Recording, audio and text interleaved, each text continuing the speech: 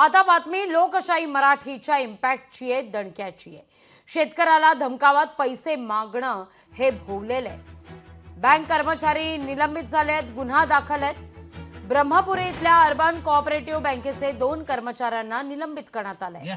बैल बाजारातून भाड्याच्या एका टेम्पोतून 2 बैल घेऊन जाणाऱ्या शेतकऱ्यांना 30 मार्चला ब्रह्मपुरी अर्बन कोऑपरेटिव्ह बँकेचे कर्मचारी आणि कथित गोरक्षक देवराव नवघरे आणि विनोद उपासे यांनी धमकावत 2000 रुपयांची मागणी केली।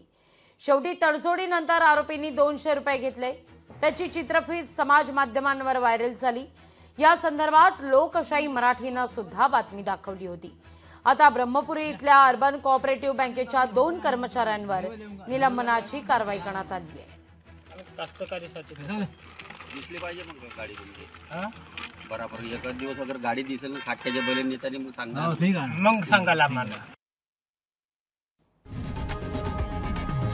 लोकशाही मराठी ऐका, पहा, जागरूक रहा।